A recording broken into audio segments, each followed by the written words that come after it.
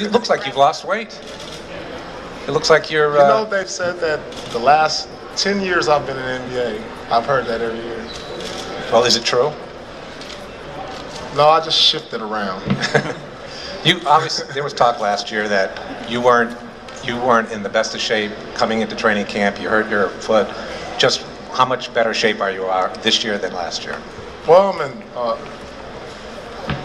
when you hurt your foot, you don't really have an opportunity to do the things that you want to coming into camp. And I think, now that I've put a lot of the injuries behind me, the preparation coming into camp, I'll be ready from day one. It's hard to really be in good shape when you're injured, especially basketball shape. You can ride bikes, ride treadmills, and, it really doesn't compare to actually getting out there and playing the game. So, that was all due to injury. I've had, on the most part, a pretty healthy summer. The knee is doing really good. I've been able to strengthen it, and I'm ready to go.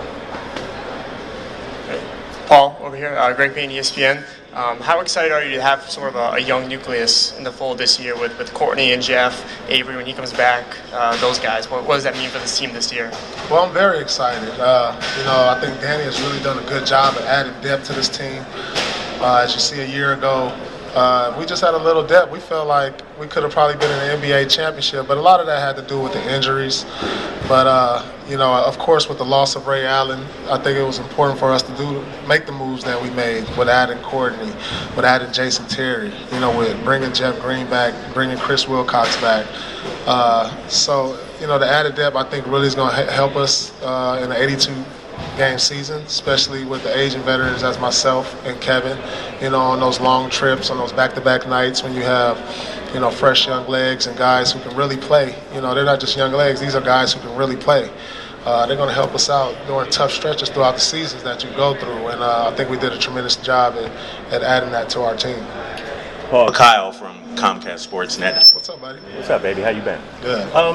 In terms of expectations for the team, I know each year you expect to compete for a title, but when you see those moves that Danny did go out there and make, does it feel even more real that you guys can have a chance at hanging banner number 18? Oh, definitely. I mean, he's committed to putting another championship here as a show. I mean, a lot of people at the end of last year thought that'd probably be our last run, that the team would get broken up, that we were rebuilding. But I thought by him making the moves that he did, once I saw that we signed a 35-year-old Jason Terry, I knew that we're headed toward trying to win another championship and not rebuilding. Usually when you're rebuilding, you're looking for younger guys, but we've added veterans to mix in with the younger guys, and that just shows that, not only Danny, the ownership, they're all committed to excellence and winning a championship here. What more can you ask for? I'm very excited, especially at this stage in my career, that we're continuing to try to get that elusive trophy that we haven't gotten in a few years.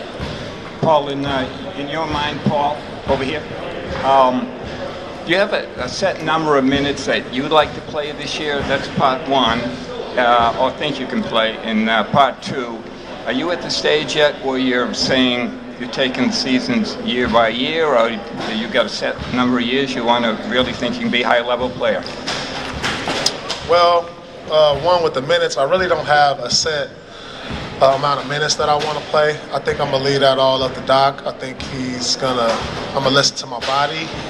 He's going to kind of watch, how the game is going, how I'm playing. If I can still play at a high level, who knows what that number may be, but Doc has always found a good balance in that and finding that number. And as far as the years, just going to listen to my body again. Usually, at this age, guys' bodies tend to break down, but I think I take very good care of myself. I eat really well. I'm constantly, strengthening and take care of myself in the weight room. So, that's going to be all up to what my body tells me as far as the number of years I'm playing. And hopefully I can continue to play at a high level to help this team try to win another championship. Paul, over here again. You touched on the knee a little bit before, but how limited would you say you were in the postseason last year? And are you definitely 100% right now going in? Yeah, I think I'm 100% now, but I think I think it was maybe Game 3, Atlanta. It really limited me because it was like no treatment that I could have done at the time was going to get it better.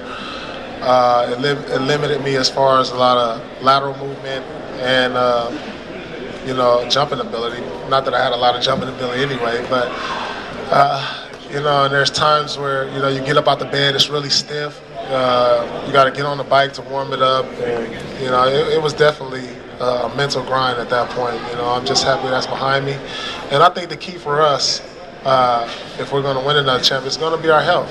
You have to be good, you have to be lucky. Sometimes those are things you can't control. As you saw, since our first year we won it, we haven't been lucky enough to be healthy. So hopefully, we're healthy this year and we can make another run at it. Paul, how excited are you to go to Europe, and what can that do for a team that, there's a lot of new guys in that team? I know when you guys went to Europe last time, there was a pretty good result. So what benefit is that? Well, it's great. Like I said before, when we went to Rome 5 years ago, it was great. When you brought a new team together, when you go abroad and you're a place where it's foreign to you, guys have a tendency to come together. Usually when we're practicing here in Waltham, guys go to practice. You talk in the locker room, then you go home to your families. When you're overseas, you go to practice, then the guys go to lunch together, we go to dinner together. So it gives you a better opportunity to get to know your teammates, and that sort of bond that really helps a team in the long run when you get the guys together like that. And I think that was instrumental in our run at the championship the first year, and I'm excited about this trip. It's going to be fun just getting with the new guys and experiencing it, and understand this is going to be a long journey. And starting this year in Turkey, hopefully it ends with the NBA championship again. What was your conversations with Kevin at the end of last season? Were you always confident that he was going to be back for this year, and what does it mean to you that he's going to be back here with you for a few more years? I really wasn't confident he was coming back. Yeah, Kevin, he said this was it for him. Like, I never told people, didn't know this, but a lot of times there are times we'd be in the locker room, I'd be like, Kevin, is this your last year? He was like, yeah, this is it. And I would say, if you're retired, I'm gonna retire. So. But then I started thinking, I was like, Kevin's been in the NBA since he was 18. He doesn't know anything else. What is he gonna do? He has to come back. I mean, when you've been in the NBA that long, you're fresh out of high school and you're talking about you're gonna retire and you're still playing at a high level. It's like, what else are you gonna do?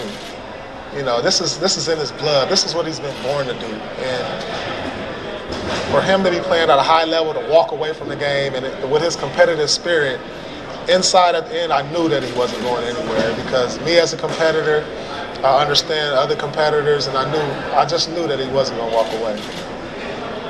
Mark Murphy, Boston Herald. Paul, were you surprised by Ray's decision? I was very surprised at Ray's decision. I thought we would finish our careers together, me, Kevin, and Ray. It was very surprising him going to Miami, but Ray, he's a grown-up. He has to make a decision what he feels like is best for his family, for himself. I wish he could have went to the Clippers if he was going anywhere, but he went to our Eastern Conference rivals. But as you all know, Ray likes the golf. Maybe that factored into his reasoning. He didn't like the golfing in Boston in the winter. Who knows? Last two questions. Paul, were you serious? You would have retired if Kevin had retired? I really don't know what that answer would have been. I know one thing. I know I didn't really want to go through a rebuilding phase. That would have been difficult just for me mentally and being motivated, especially at this point in my career.